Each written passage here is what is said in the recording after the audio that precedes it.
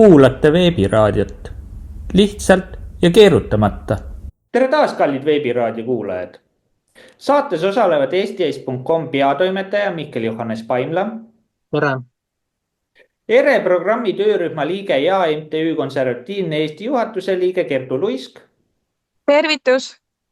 ajakirjanik ning tõlkija Tõnu Kalvet. Tervist! Saates külas väikeettevõtja Johannes Lepik. Tere! Ja Eesti kirjandustegelane, pedagoog ja poliitik Indrek Särg. Tervist kõigile! Saadet juhin mina, Maarja Maripuu, tuntud sisulooja ja suunamudijana konservatiivne mõtiskleja. Selles saates avaldame vaid oma isiklikke mõtteid ja seisukohti. Alustame saatega. Nädalaga olen mõned mõtted kirja pannud, mille ma nüüd teine toon ja siin saates läbi arutame. Aja sääbunud ministrikohad. Eestis on mitmeid ministrikohti, mis on ajalooliselt eksisteerinud, kuid nende ülesanded olulisus on aja jooksul muutunud või ametikohad kadunud. Üks tähelepanu-väärsemaid ametikohti on olnud kliimaministri ametikoht 2023 juuli kuni 2025 märts, mille esimene minister oli Kristen Michal ja jätkas Yoko Alender. Lisaks kliimaministrile on Eestis olnud ka mitmeid teisi kadunud või reorganiseeritud ministrikohti, millel olid omaette ülesanded. Kuidas kommenteerite? Annaks siit otsa lahti tegemiseks siis Tõnu Kalvetile, palun. Ministrite ja ministeeriumide puhul tuleb vaadata, kas need on nagu päriselt põhjendatud või on loodud teatud ministrikohad teatud inimeste jaoks, et neil oleks leivateenistust. Ja kes Eesti poliitikat on jälginud viimase 30-35 aasta jooksul, see oskab täpselt öelda, kes on kes. Kliimaministeerium muidugi oli täiesti suurushullustus, nagu oleme varasemates saatetes rääkinud, sama hästi võiksime teha ju päikesesüsteemi ministeeriumi. Ja ka kliimaministeerium oli teatud mõttes nagu ajaloo verstapost, nii nagu oli Nikita Hruštšovi all maisikampaania, praegu on Euroopa Liidus ja ütleme, nii-öelda arenenud maailmas on ju rohepöörde kampaania ja siis tehakse igasugu ametkondi, mille kaudu on kena raha nagu suunata, et mitte öelda kantida. Ja kliimaministeerium sobis selleks suurepäraselt ja need inimesed, kes jälgivad praegu Euroopa Liidu juhtkonnas toimuvat, need on märganud, et Euroopa Liidu juhtkond on muutnud oma rohepöörde suunda ja rohepööre ei ole enam asi number 1 ja sellest tulenevalt siis, kui oli Eesti valitsus remont tänavu kevadel, siis ka kliimaministeerium kaotati ära. Õigemini kliimaministri ametikoht kaotati ära minu teada ja siis toimus ühendamine. Ise küsimus, miks on vaja näiteks neid aeg-ajalt ümber mängida, kord tehakse majandusministeerium eraldi, sideministeerium eraldi, siis nad jälle ühendatakse, siis jälle nimetatakse ümber, nüüd pidi olema majandus- ja taristuministeerium, eks ole. Need on sellised väga kummalised poliitmängud, aga kui vaadata asja tervikuna, siis määrav on ikkagi see, kas seal tehakse korralikult tööd või mitte. Sest ministeeriume võib olla 4, nagu on soovitanud politseiprefektuuride eeskujul Andres Saukas, elektriinsener. Võib olla ka 10 või rohkem. Küsimus on selles, kas seal inimesed teevad tööd või mitte. Kas on asendustegevus või see on päris tegevus. Minule meenutab see seda, kuidas on pikalt räägitud, kas ikka Riigikogul on vaja saada 1 liiget, äkki peaks vähendama 51 peale. Kui vaadata, kes seal tööd teeb praegu, siis see võiks vabalt olla ainult 5 liiget, tähendab iga selle esindatud erakonna esimees võiks seal olla ja kõik. Aga kui mõelda, et kui palju on tegelikult vaja tööd teha, siis seal 101 inimesele on tööd küll ja jääb ülegi veel. Nii et mõõdupuu on ikkagi see, kas tehakse tööd korralikult või käiakse lihtsalt raha võtmas või siis ollakse nagu raha kantimise kohaks. Aitäh. Mihkel, palun. Jah, aitäh. Kõigepealt, kui me räägime siin ministrite kohtadest ajalooliselt, et siin kuni aastani 2009, ütleme seal pea 20 oli rahvastikuministri koht, mis suuresti nagu omandas sellise portfellita ministri tähenduse, aga samas ta nagu oli valitsusega otseselt seotud ja ajas siis nagu sellist kitsamat poliitikat, aga rahvastiku heaolu huvides, nii paljukest kui seda oli, kaotati see ära teadupärast 2009 ja siis 10 aastat hiljem tehti umbes 8 aastaks uuesti see ministrikoht siis juba Isamaa kontrollida. Aga varasemast veel 90ndate keskel umbes 2 aastat oli lausa selline ametikoht nagu eurominister ja miks oli seda vaja, sellepärast et Eesti seadis sihiks saada Euroopa Liitu ja sellega siis nagu umbes 1,5 aastat oli ministri koha peal Endel Lippmaa nii Tiit Vähi teises kui ka hiljem 3. valitsuses. Astus sealt tagasi muidugi suvel 96 seoses isiklike vastuoludega erakonnas, koonderakond. Ja kuni siis Mart Siimanni valitsuseni mõned kuud seal, vist oli hiljemalt detsembrist, oli euroministriks Andra Veidemann, nii et nende 2 aasta jooksul nagu justkui näidati, et tehakse samm edasi, aga eks see oli teatud mõttes selline stiili näitamine. Ja mis siin veel? Kindlasti siin on ka jutuks nõndanimetatud riigihalduse ministri koht, mis oli siin ligikaudu 8 aastat. Seda hakati looma just sellepärast 2015. aastal, et vaja oli omavalitsusi ühendada. 2017 toimus teadupärast kohalikud valimised selle mõttega, et umbes pooled omavalitsused olid selleks ajaks juba ühinenud, et üle 200 oli varem, aga siis vähendati neid circa 80 peale. Ja seda siis kandsid erinevad ministrikohad, koha kandsid erinevad erakonnad. Reformierakond oli esimene, kes tegi sellist jõulist kärpepoliitikat kohalikes omavalitsuses, aga lõpetas selle Keskerakond tragikoomiliselt, ehkki veel juunis 2016 oldi vastu sellele, et kohalikke omavalitsusi vähendatakse. Ja kes mäletab, siis viimati oligi 2016 valimiskogus presidendi valimine. Siis oli veel üle 200 kohaliku omavalitsuse esindaja. Tänaseks, ma arvan, et siin, kui peaks 2026 üldse midagi olema, siis on neid kindlasti nii laias laastus 100 võrra vähem, aga me ei saa siin praegu nagu tulevikuga kaugelt ette ennustada. Aga mille pärast see riigihalduse ministri koht lõpuks 2023 ära kaotati, minu subjektiivne seisukoht on see, et üks põhjus võib-olla on see, et kaotati ära nagu võimalus siis suunata kohaliku omavalitsuse teemasid riigihalduse ja üldse kogu selle terviku taustal ja teiselt poolt, mis siin võib öelda, et eks oli vaja ju hakata tegelema jutumärkides kärpepoliitikaga, aga tegelikult kärpepoliitika tähendab seda, et eestlaste paljaks koorimist. Et selle koha pealt. Ja siin veel mõned ministrikohad, mis ajaloost on nagu silma jäänud 92 aasta oktoobrist kuni 95 aasta lõpuni.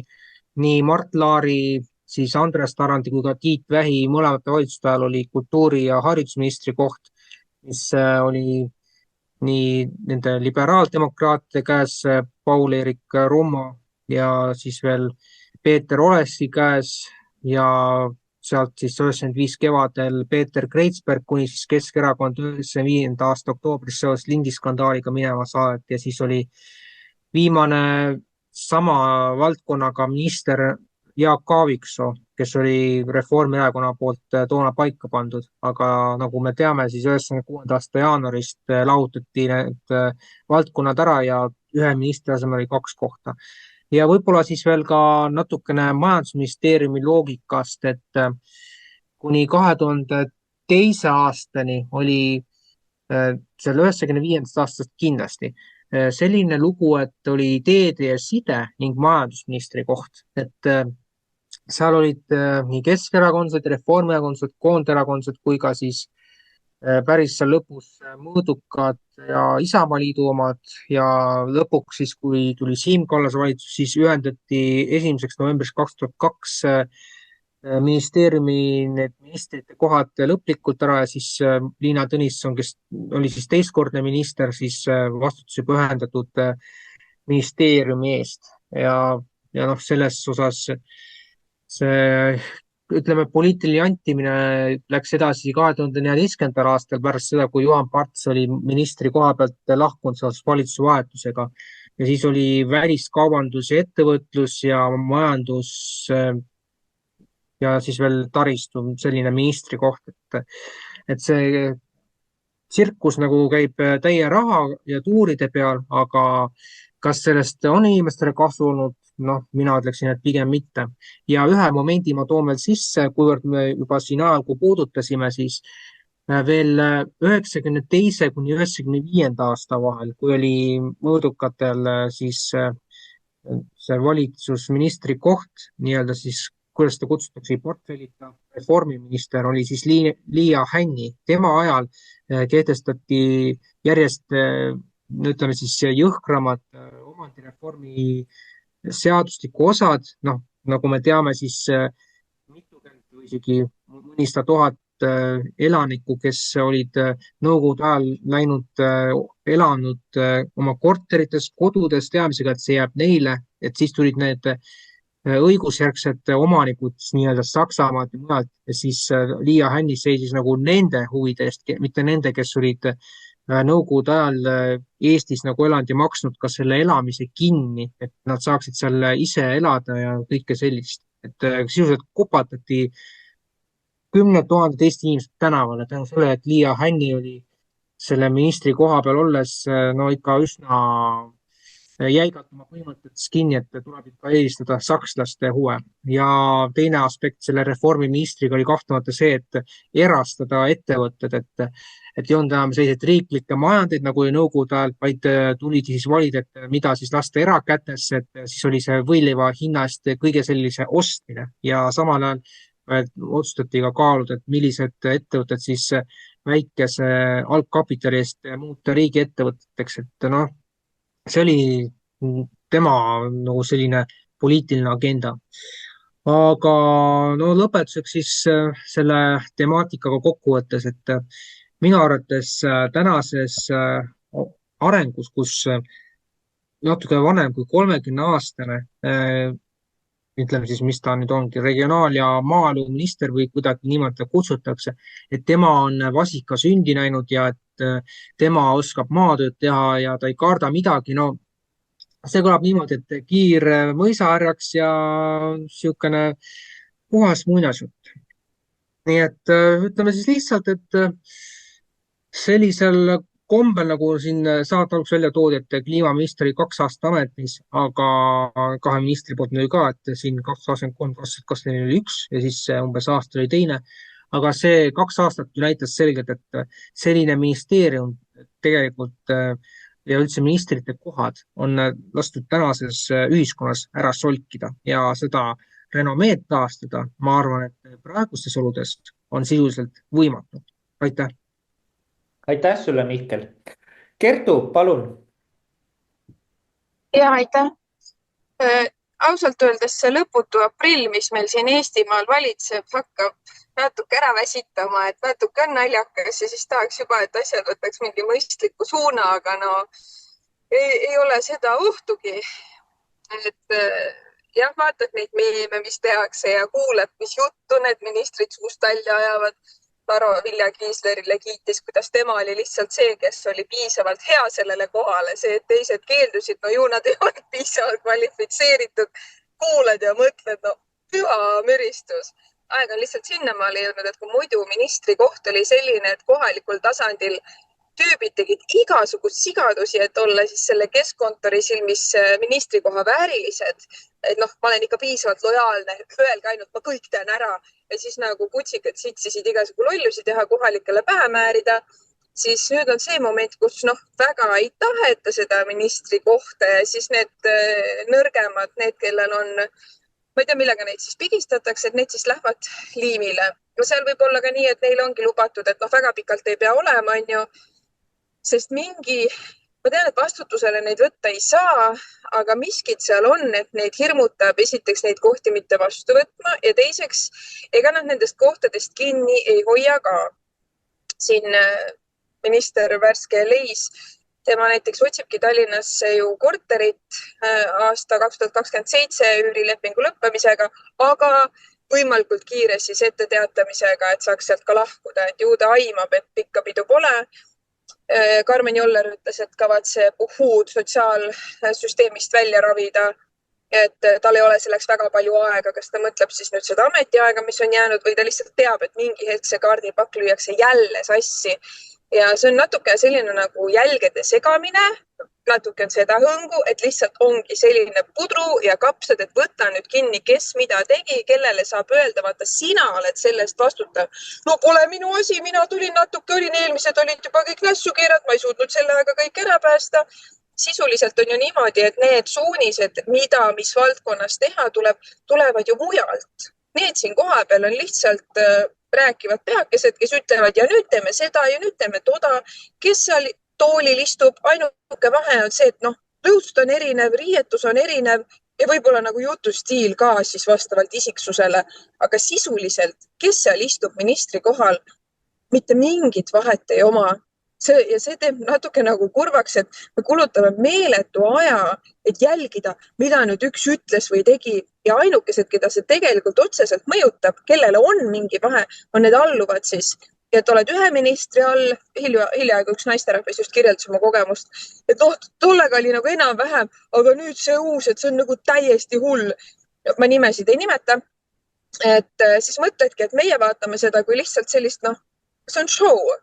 Sisuliselt sellest midagi ei sõltu, kes seal oma näoga minister on, aga need inimesed, kes siis nendesse ametkondadesse on endale töökohad leidnud ja hoiavad nendest töökohtadest kinni, siis nendele on see ikkagi päris suur ebamugavus, et nad istuvadki pidevas sellises teadmatuses, sest neid allüksusi ministeeriumidel mängitakse ka ümber niimoodi, et üks hetk sul on üks koosseis, siis tehakse jälle mingi uuendus.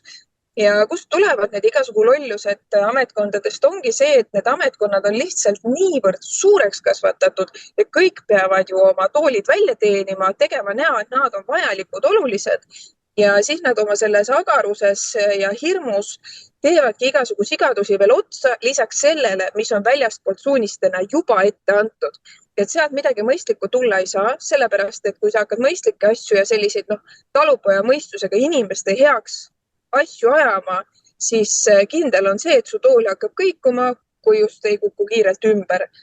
Et need, ühest küljest on naljakas, loed mingid Karmen Jolleri väljaütlemisi, ma täitsa nimetan neid jollerdisteks siuke žanr, et kuidas spermatosoidid olgu rahvuslik kapital ja aeg on hakata ka meeste vabadusi piirama ja kui ta ütles, et ka meeste, siis ma mõtlen, et okei, et ma olen naisterahvas, ma ei ole veel kursis, et naiste vabadusi oleks piiratud, kas ma olen midagi maha maganud või täitsa siuke, et nemad võivad ajada, nad võivad öelda, et sugusid on mitmekümneid, sest see on siuke konstruktsioon, mis ei peagi bioloogiaga kooskõlas olema, sotsiaalne sugu ja nii edasi.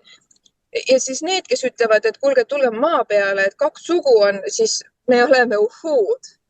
Ja siiamaani ma ei saa aru, kuidas saavad poliitikud, meedia, inimesed, kelle taotlustöös peaks olema tõde, faktid, kasutada üldse selliseid termineid, uhuu. Ja samal ajal see, kui otsid välja, mida see uhuu siis tähendab, siis vaatad, kuram, et kes siin rohkem on uhuu? Kas see, kes päevast päeva korrutab, et venelane kohe on põlvili ja kohe on Ukraina võitnud, või siis need, kes ütlevad, et kuulge, lõpetage ära, et see sõda on varsti meie hoovis, kui me sellele muudkui õhku juurde puhume. Ja kui see kõik nii ohtlik ei oleks, kui meil oleks inimestena see sõltuvatus, et me ei pea tiksuma selles hirmus, et nad raisad maksustavad meid nii vaesteks, et ongi lõpuks niimoodi, et eraomand kaobki ära, sest lihtsalt inimesi, kes suudaksid seda tsirkust kinni maksta, jääb nii paganama võimatust väheks. Et see on see, mis nagu ärritab ja mis paneb kaasa rääkima. Muidu lihtsalt vaatakski seda, mis toimub, nagu mingit tsirkust, naeraks ja ei häirikski võib-olla nii väga, kui see oleks kuidagi mingi, kui see ei mõjutaks meid nii otseselt.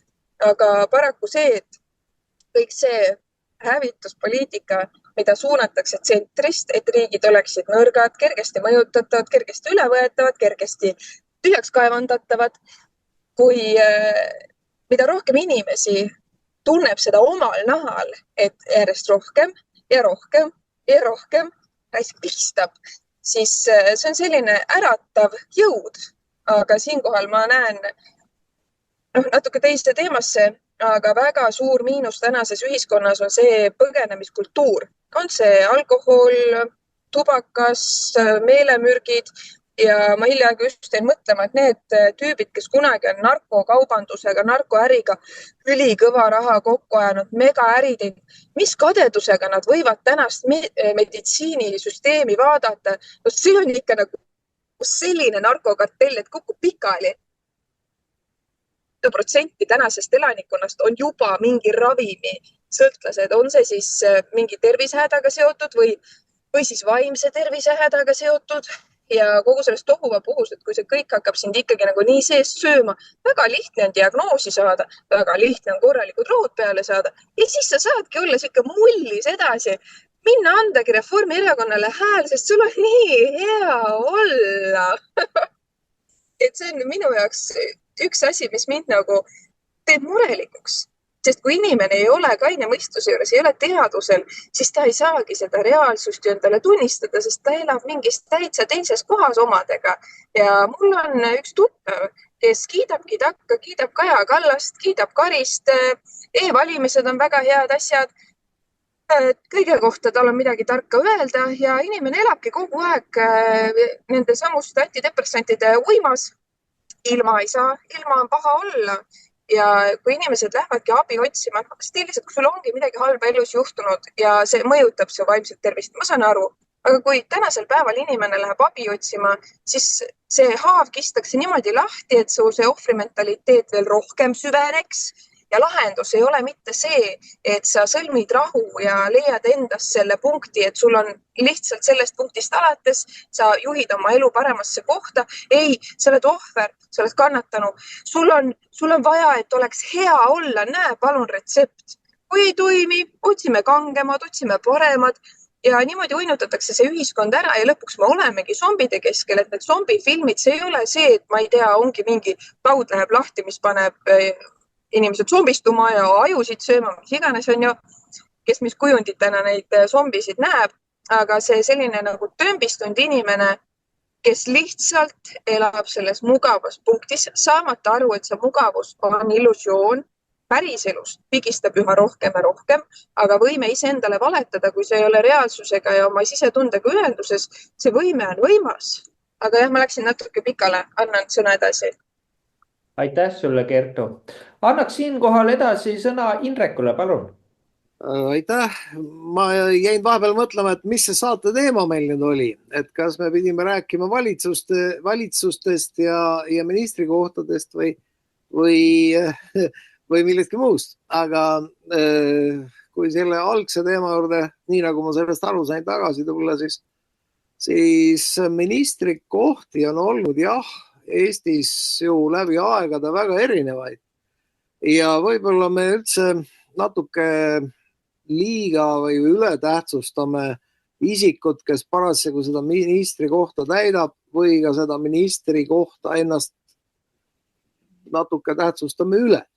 Sest ministreid on olnud igasuguseid ja nagu me teame, ladina keele algne tähendus sõnal minister on teener või teenija.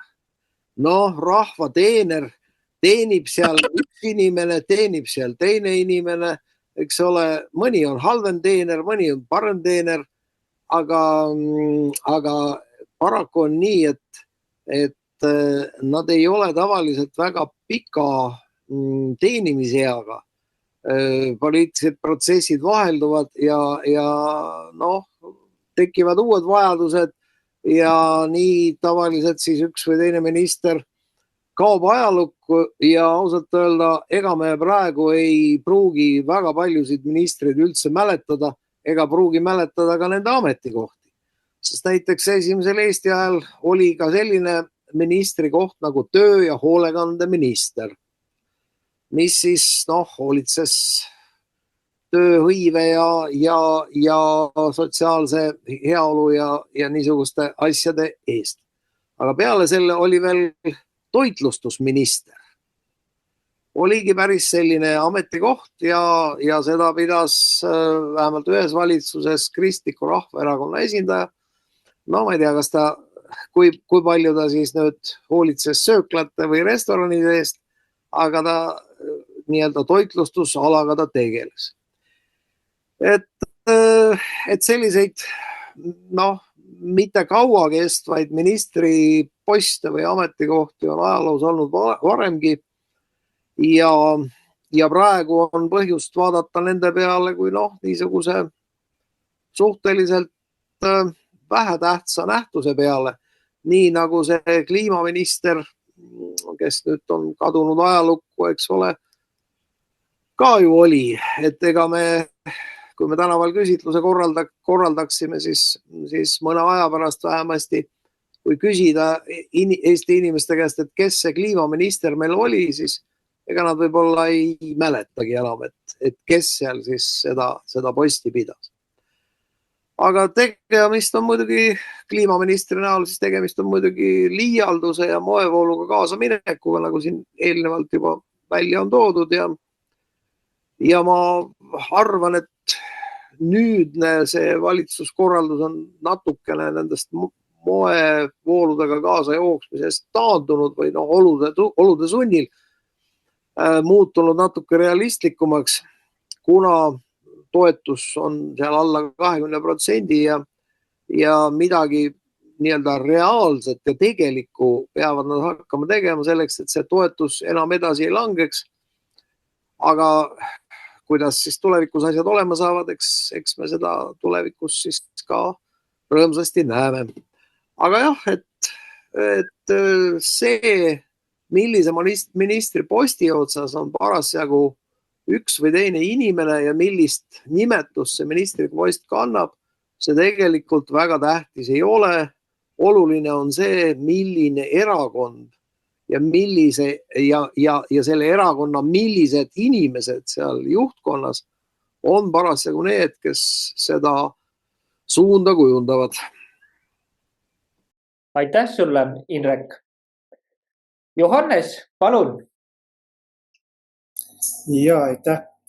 Et ma olen täitsa nõus Indrekuga, kes tõi selle sõna teenistus või teenistuja sisse. Et inglise keeles on ka sõna, eks ole, ministri või siuke, see ka tähendab teenim, eks ole. Et just kui talupojamõistust nüüd rääkida, et siis natuke üldisemalt, et mida see siis minister või ministeerium justkui nagu tähendab, et mis see algne mõte nagu on. Et meie ju tegelikult rahvana ju nad valime ja samuti kohalikul tasemel valime endale juhid. See kõik koosneb ametnikest, on ju. Et mis on nagu nende ülesanne või point üldse. Et meie tavakodanikud tegeleme igapäevase toimingutega, töötame, maksame makse ja me valime juhid, eks ole, me usaldame neid ja samuti meie teenindusrahast läheb maksudena nende inimeste kätte. Et me usaldame maksuraha ministrite kätte või ametnike kätte, eks ole. Et eks me oleme valinud juhid, kes töötavad meie kasuks, eks ole. Et mitte, siin ongi see point, et mitte nemad ei peaks töötama oma kasuks, vaid rahva kasuks ja rahva heaks. Et meie igapäevane elu areneks ja läks paremaks. Et praegu ongi küsimus, et kas tänapäeval või kas nad praegu, kelle jaoks need ministrid seal siis töötavad, eks ole, või toimetavad, et kas nad tõesti töötavad oma rahva heaks või tõesti täidavad võõraste ja isandate käske, eks ole. Et ma ütlengi, et kuidas seda nagu muuta või et kuidas seda asja parandada. Et eks siin kindlasti on erinevaid viise, et kuidas saavutada, et ministrid ja ametlikud mõtleksid, mis on hea rahval, eks ole. Et kes iganes soovib poliitikas osaleda, teaks, et sellega kaasneb ka, eks ole, moraalne vastutus rahva ees. Et siin on mitmeid lahendusi ja mina pakuks, et üks lahendus näiteks oleks tõesti ka see,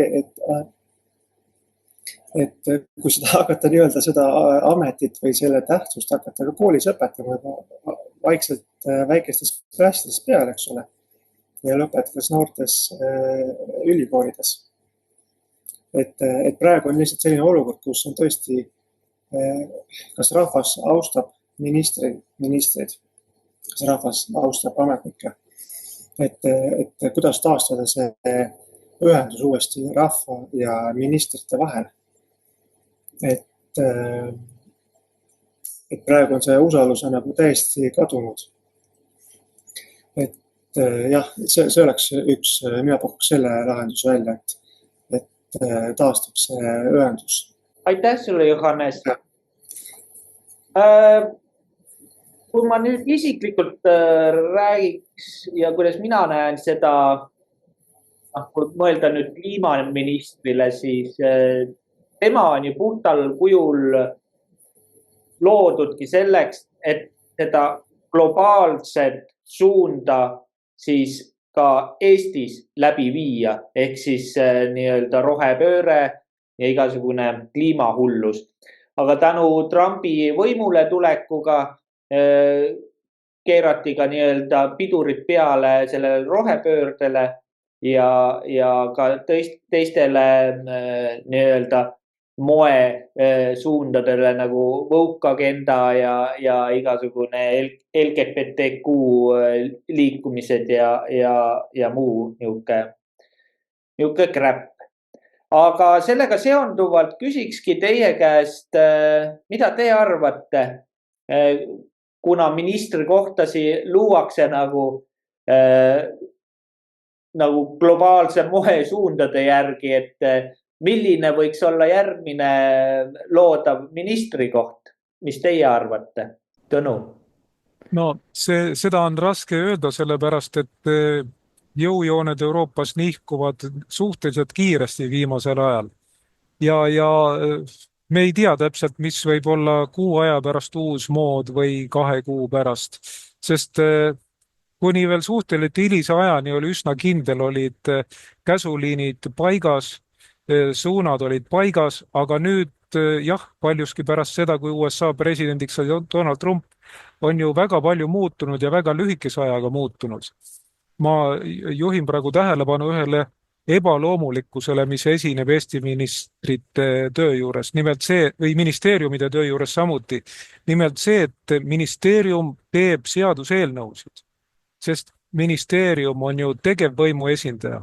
Tegevvõimu asi on täita seda, mida seadusandlik võim on tal käskinud.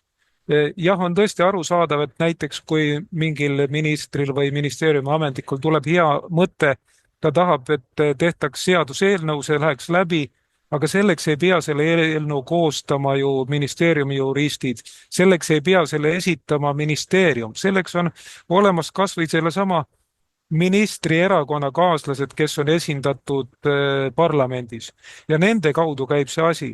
Aga praegu on täiesti nagu loomuvastane olukord, kus ministeerium teeb nagu ise parlamendi tööd osaliselt ja siis läheb parlamendi ette seda põhjendama.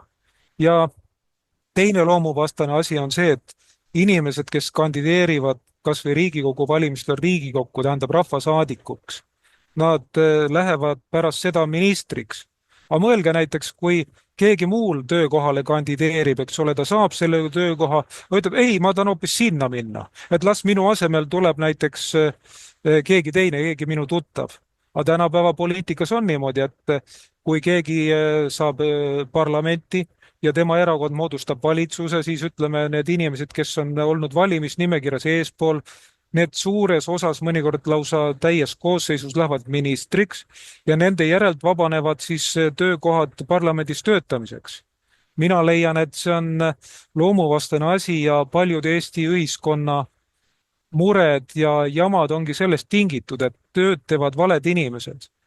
Ükskõik, kui palju me kritiseerime liberaalistlikke erakondi, ka nende hulgas, nende liikmeskonnas leidub oma ala väljapaistvaid asjatundjaid.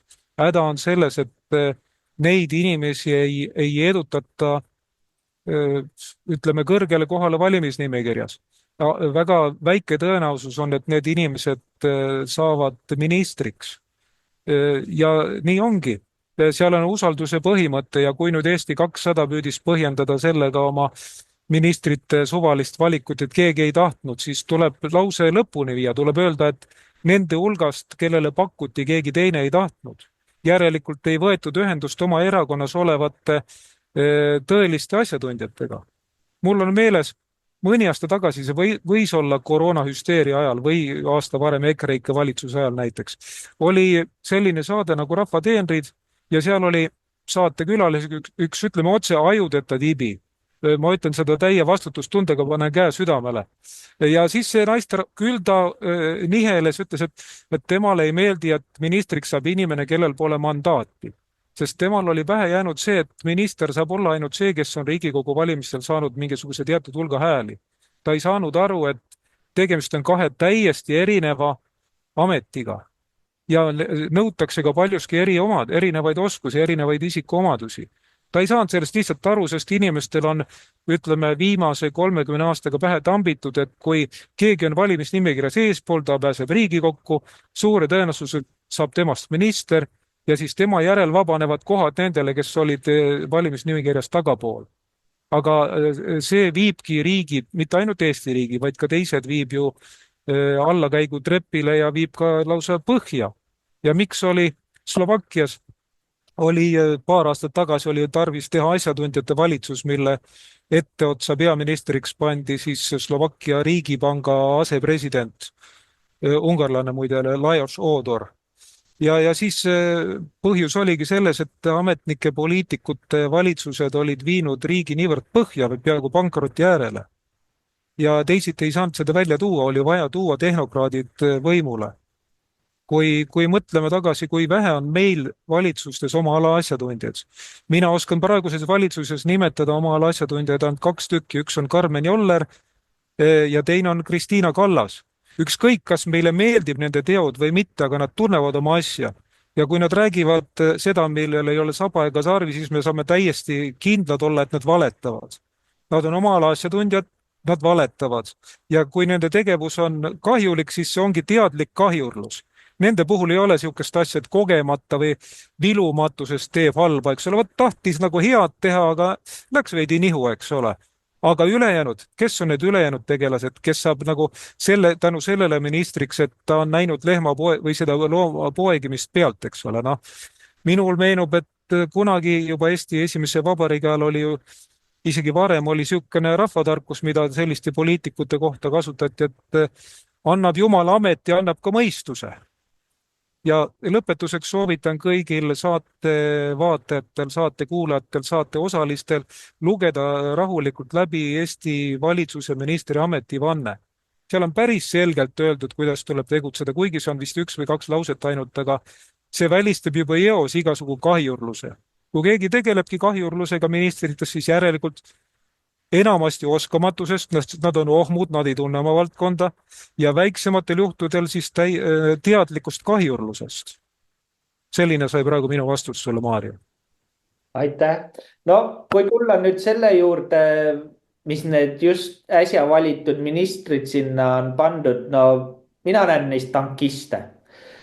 Sest ilmselgelt tehti teistele pakkumised, aga praeguses nii keerulises poliitilises olukorras, kui ollakse, kus ei teata ka, mis suunas see globaalne poliitika läheb, siis ongi niisugused head patuoinad seal. Kui midagi untsu lähebki, siis saab neile rõõmsalt silmuse kaela tõmmata ja tehakse nad ohvriteks ja sisuliselt pidu läheb pärast edasi, kui läheb. Ja neist ei ole kahju, see on põhiline.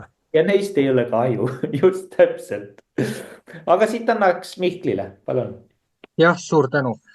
Kui nüüd võtta selle aluse pealt, et kas tulevikus mingisugune uus ministrikoht võiks tekkida, siis ma ütleksin lihtsalt, et vaadates poliitilist dünaamikat meil ja mujal, siis mina küll ei julgeks praegu öelda, et näiteks siin nagu välja tuua hästi 2 kuu pärast või kuu pärast võib juba uus tendents ühiskonnas ilmneda, et siin võib täiesti, ütleme, et me oleme nagu siin omadega sellises väga keerulises olukorras, kus justkui ametis on näiliselt paar eksperti ka, nagu siin välja toodi, aga teisalt ma rõhutan siin seda, et need samused eksperdid on küll, ütleme, seda vannetanud, aga tegelikult nad on ka selles suhtes valetanud, et me räägime siin nagu lihtsalt selle näite pealt, et mis puudutab Kristiina Kallast, siis tema puhul me räägime sellest, et ta edendab seda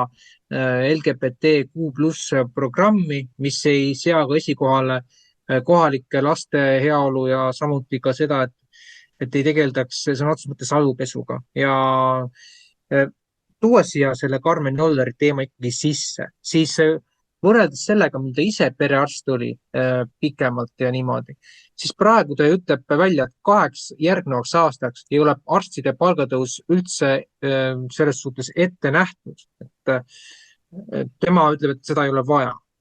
Ja siin ju nüüd nõnda nimetatud seltsimehed faktikontrollist leidsid, et selle tema esmaspäevase osunduse peale, mis ta seal televisioonis tegi, et arstiabi ei peakski kohe inimestele andma, aga nüüd nemad väänavad seda nii, et see on puuduv kontekst. No teate, see on lihtsalt niimoodi, et mida ütleb faktikontroll, seda tuleb pöörata 180 kraadi teistpidi ja saame õige vastuse. Aga tulles nagu veel selle ministrite selle valdkonna juurde, siis lihtsamalt öeldes praegu need, kes on justkui ametisse pandud, siis neil on nagu selline võib-olla lühiajaline asjahalduri koht ja üks asi, mis võib olla, on mingis mõttes nagu märgiline tegelikult. On küsimus ju selles, kas ütleme need, kes praegu ministriteks said, kas nad määratagu selleks oma kohtadele, et näiteks Eesti 200 saaks oma globalistlikku agendat edasi ajada tugeva jõuga või mis on selle asja taga. Ja ma väidan seda, et ühel hetkel, kui hakkab selguma, et inimesed on saanud selle Eesti 200 sellise globalistliku projekti osas petta, siis vähemalt mingi osa inimestest lahkub erakonnast. Ja siit tekib see küsimus, et kui ühel hetkel näiteks liikmete arv langeb parteis alla 500, siis me juba täna saame väita, et tegelikult valitseb meil ainult Reformierakonna klikk, aga kui näiteks Eesti 200 läheb seal suuremate vastuolude teed ja siis enam sellist valet üksteisele ka puhuda ei saa, siis jõuame ühelt sellesse faasi, kus nõnda nimetatud Michali grupeeringus ei ole ju enam Eesti 200 kui parteid, vaid on mingisugused vabamehed, kes ajavad Reformierakonna käepikenduse globalistlikku poliitikat.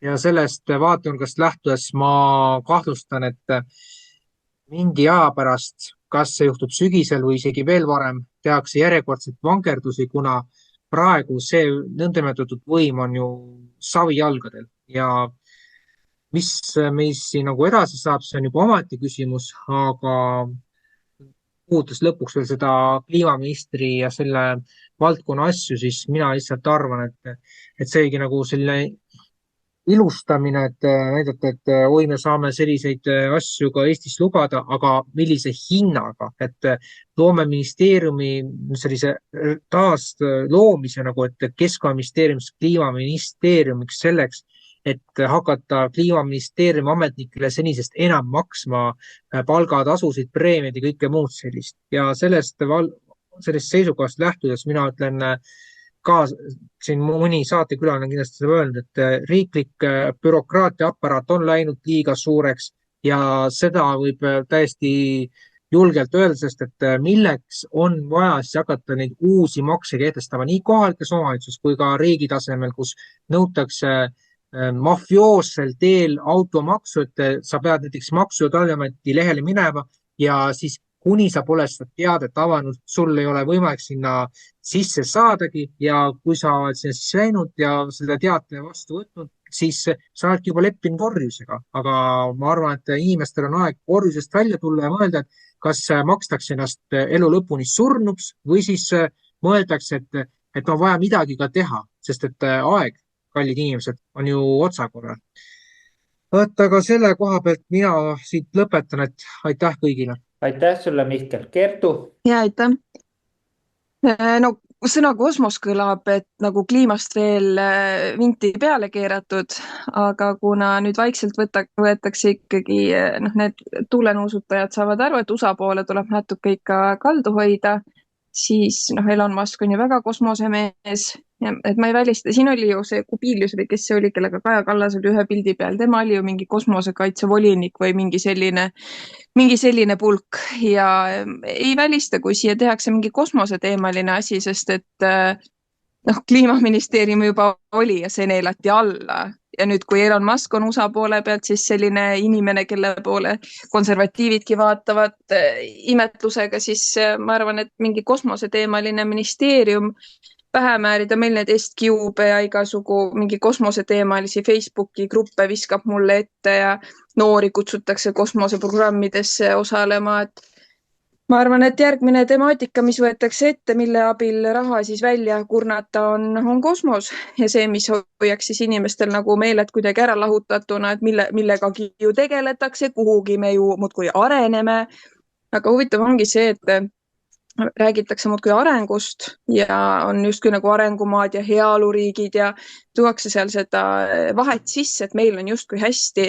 Aga hakata mõtlema, siis me ei liigu paremas suunas, pigem on need inimesed paremini hoitud elu poolt, kes on nii-öelda arengumaad, kus siis lihtne elu hoitaksegi hinnas, sest et elu ei pea käima sul mööda kliimat ja kosmost, vaid mööda elementaarseid asju ja ma arvan, et oma lastele kõige parem asi, mida me saame teha, ongi see, et püüda ise säilitada kainet mõistust ja oma lapsi kasvatada ka selles vaimus, et ühel hetkel, kui näiteks meil ei ole enam e-valimisi ja see elu pöördubki siis inimlikkuse suunal, et oleks üldse neid, kes oleksid suutelised võtma vastutusrikkaid kohti, kellel oleks seda sellist kontakti mõtlemisvõimega.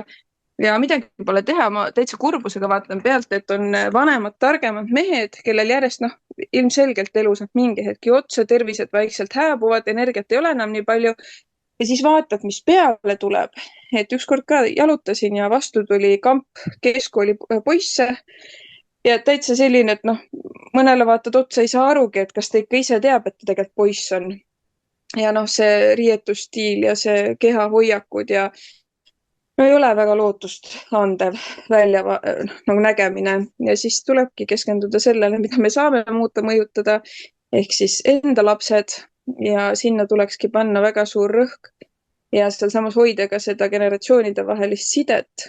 Et praegu ka, mis tahes inimkooslused on, siis ma tunnen, et sellise väärtuse annab just vanema generatsiooniga koostöö, sest see, mida meile siin räägitakse, et et nõukaajal oli nii ja püütakse meid siis nagu nooremat generatsiooni ära hanitada, et vaadake, meil on praegu Euroopa demokraatia, siis vanemad inimesed, mitmed on öelnud, et kuulge, et väga Nõukogude Liidus oleme juba omadega ja paar momenti, mis on juba nii-öelda läinud kõrgema pilotaaži peale halb olemise mõttes võrreldes Nõukogude Liidu ajaga.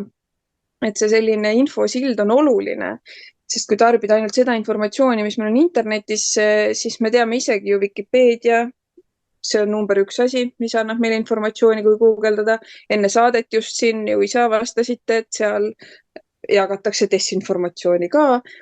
Ja kui öelda, et on olemas sellised kindlad allikad, siis näiteks need samad allikad, millest lähtub siis Frau Joller, kes justkui ajab õiget asja, ometigi ta ju päris teadust ignoreerib, kui tööülesanne nõuab öelda, et see on nüüd vajalik või lausa, et kohustuslikult vajalik asi, siis tema seda teadust, mis kinnitab vastupidist, ta ei saagi näha, ta ei tohigi näha.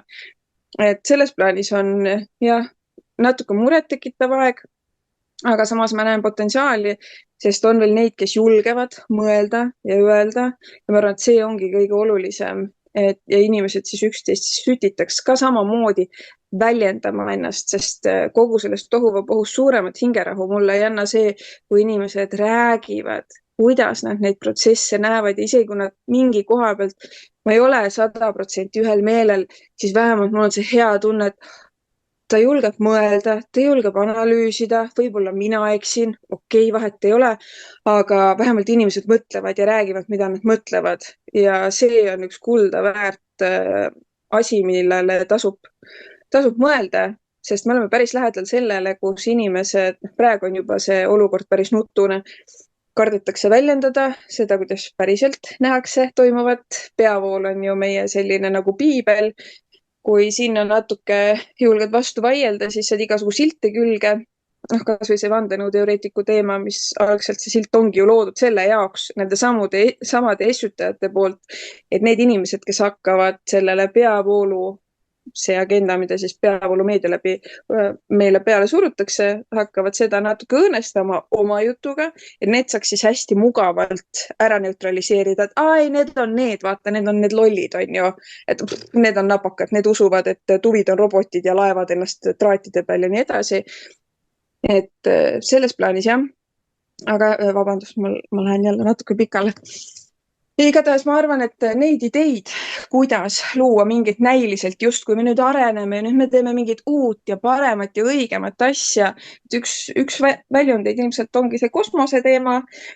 Kas praegu see punt, kes tuli kosmosest tagasi jõudis, päriselt üldse kuskil kosmoses käis, kui vaadata internetis neid materjale ja loogikaga inimesed vaatavad selle protsessi läbi, see ei ole võimalik, et nad kuskil nii kaua ära olid, aga on neid, kes tahavad uskuda, et kui maakeraga midagi juhtubki, me ju inimesed, kohe-kohe on siin mingi kliimakatastroof, vaatame mingid muud planeedid ka valmis, väga hea, need olid seal kuskil 9 kuud kosmoses ära, äkki leiame planeet B, kuhu siis edasi minna, et kui mõnele annab see hõlpu, okei, kui teisele annab hõlpu see, et meil inimkonnana tegelikult on veel lootust, on veel neid mõistlikke inimesi, kelle pinnalt üles ehitada uus ühiskond, sest kas või praegu ma kutsun kuulajaid üles andma oma hääl, issakene hea, kui mul oleks meeles, kas see oli petitsioon või rahvaalgatuslehel, on see erakorraliste valimiste üleskutse, et sinna oma hääl anda, kas sellest petitsioonist lõpuks mingit tolku on. Hea oleks, Maarjo, kui sa pärast paneks selle lingi, on ju. Et ma ei tea, kas sellest mingit tolku on, aga ega see allkirja andmine tüki küljest ei võta ja võib-olla läbi nende erakorraliste valimistega saab midagi siin ära natuke lammutatud, natuke õhku vahele, aga ja see paralleelselt on käimas ju MTÜ Konservatiivne Eesti poolt e-valimiste laualt maha saamine. Aga sealt edasi tuleb järgmine probleem see, kas meil on inimesi panna asemele, sest see masinavärk on nii suureks ehitatud, et kogu seda kaadrit välja vahetada, meil peab olema metsik pingirida ja siinkohal ma kutsun inimesi üles, et poliitika tänasel päeval on jõudnud nii kreeni, see on nii ära risustatud nendest poliitikutest, et midagi pole teha, suurel hulgal lihtsaltel inimestel tuleb võtta endas, leida see vastutus, et see on minu maa, meie maa ja olgugi, et poliitika ei ole midagi mugavat ega toredat, siis kas on keegi spetsialist seal, kes täidab kahjulikke käske või siis on lihtne inimene, kes teeb endale teema selgeks ja seisab meie maa ja rahva eest, mõelge ise, kumb see parem on. Aga jah, aitäh praegu minu poolt. Just täpselt, Kertu, ja praegune ministrite valik ja nende oskused näitavad väga ilusti ette meie inimestele, et ei ole vaja midagi karta, te ei pea olema mingid supereriliste võimetega inimesed, et ministriks saada. Täiesti piisab erialasest oskusest ja ongi kõik. Ja olema ustav partei juhtkonnale, see on kõige tähtsam mõõdupuu. Jah, just. Johannes Lepik, palun. Ja, aitäh. Et jah, kui oli küsimus, et milline võiks olla uus ministriportfell, eks ole. Et mina pakuks, et miks mitte ikkagi rahvastikuminister, et seda ju hetkel minu teda ei ole. Aga siin ongi, et me peame minema ikkagi juure juurde, et praegu meile armastatakse rääkida, et meil on sõda ja meil on majanduskriis, et sellepärast populatsioon ei tõuse. Aga kui me ikkagi nüüd ausalt tõele näkku vaatame, siis tuleb meelde tuletada, et mida onu Pill, eks ole, kunagi mingi aeg tagasi, eks ole, avalikult välja ütles, et rahvastikupopulatsioon on suur ja selle probleemi me lahendame pookimisega. Et jah, kõige naljakam ongi nagu see, et praegu kõik need ministrid või siis poliitikud, kes siis olid seotud kogu selle pandeemia ajaga, eks ole, ja koroonaga, et nemad praegu nüüd jubedalt tunnevad probleemi selle rahvastikukriisi pärast, aga huvitav, et nad ei tunnista, et seda nii-öelda vigu ei tunnistata, et ongi, et kuidas rahvastikukriisist üldse välja tulla. Et esmalt me peamegi ju tunnistama oma vigu nii-öelda. Et ega enne midagi muutuma ei hakkagi. Aga no selge on see, et praegune võim ja praegune nii-öelda eliit, siin peab juhtuma ime tõesti, et nad oma vigu nagu tunnistavad. Et jah, et selles mõttes jah, et selle rahvastikukriisiga peaks tegelema ja nii on. Aitäh sulle, Johan. Indrek, palun, saad lõpusõnad, paneme selle saatele siis punkti tänaseks. Aitäh.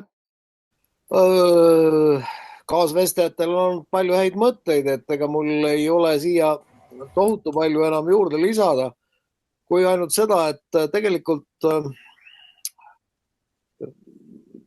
me peaks eestlastena vaatama nüüd, et mis on meie põhilised ressursid ja millega me siis peame tegelikult ka tegelema, mitte ainult maailmale näitama, et me justkui tegeleme mingisuguse kliima parandamise või mingisuguste muude asjadega.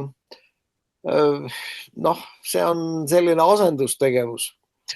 Kui siin välja pakuti kosmoseministri ametikohta, siis see on ühelt poolt ahvatlev, teiselt poolt väga võib põhjustada teiste riikidega, kuidas öelda siis, konfliktiolukordi, sest see viitaks justkui sellele, et kosmos on Eesti riigi haldusalas. Ehk siis Ameerika ja teised Hiina ja teised riigid siis peaksid hakkama justkui Eesti riigilt siis küsima mingisugust nõusolekut järjekordse kosmoselaeva väljasaatmiseks või millekski selliseks. Nii et sellest ministri kohast võib tulla hulk huvitavat rahvusvahelist pahandust. Aga põnev ta muidugi oleks, vaatame, mis siis saada võiks, sest vaevalt meile kohe sellest ka kallale tuldaks, aga ütleme, et ka see on selline pigem ikkagi asendustegevuse minister. Aga tõsised ministrid võiksid meil olla, kellest tõesti nagu võiks loota, et nendest on rahva edenemisele mingi kasu. Võiks olla väga lihtsad ministrid, maaminister, metsaminister ja mereminister, kes siis meie põhilisi ressursse hakkaksid rahva huvides siis mõistlikult arengustrateegiaid analüüsides kasutusse võtma. Ja kui siin juttu oli rahvastikuministrist, siis loomulikult inimressurss, kui niimoodi bürokraadi keeles öelda, siis on üks kõige olulisemaid ressursse, aga ma ei ole päris kindel, kas rahvastikuministril saab olla niisugune mõju rahvastiku taastootmisele, sest meil on rahvastikuministrid olnud varasemal ajal üksjagu, aga nende mõju või ütleme see hea, mis nad on suutnud ära teha, ega meil seda nagu väga tagantjärgi näha ei ole. Aga mida saaks teha, on see, et loomulikult oleks vaja kehtestada lastetusmaks. See tähendab, et inimesed, kellel lapsi ei ole, aitaksid läbi siis riigieelarve kasvatada nende inimeste lapsi, kellel need lapsed on.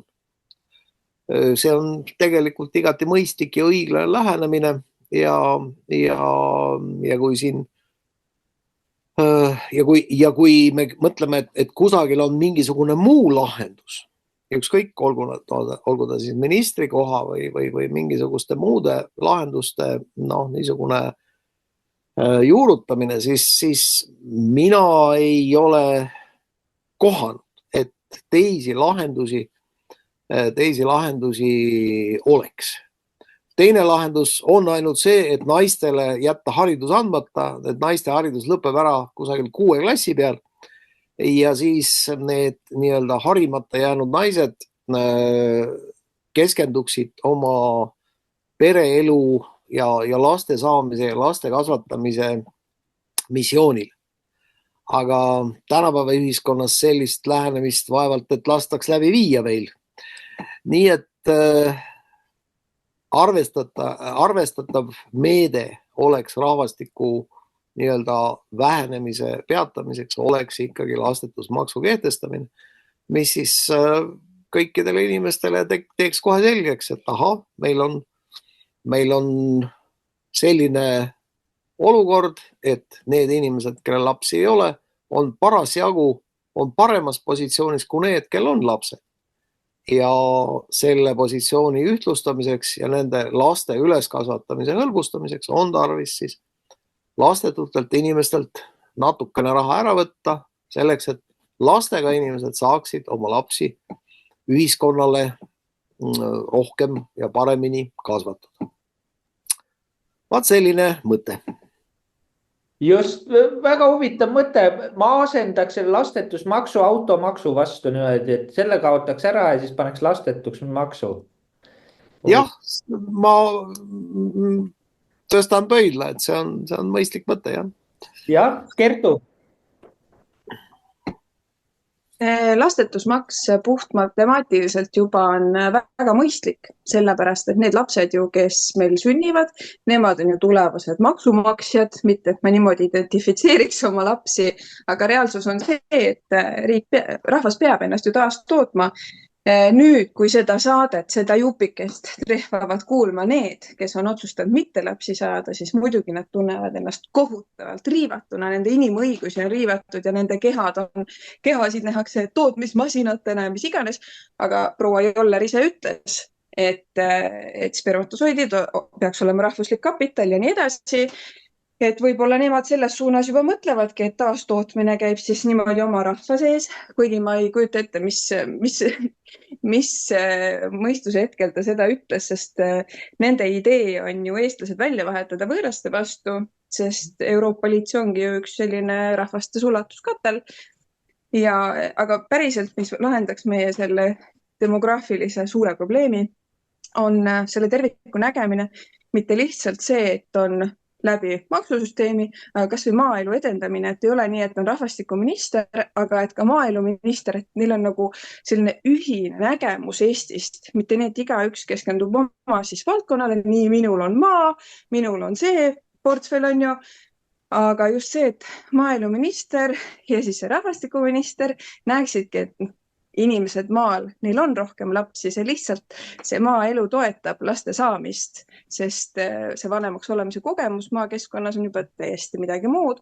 Ja ka statistika näitab seda ju, et linnatingimustes, kus ruumi on vähem, elu on tänaseks juba odavam kui maaelu, normtingimustes oleks linnaelu kallim kui maal, aga kuna hetkel toimub süsteemne maaelu suretamine, siis on see maaelu tehtud kallimaks.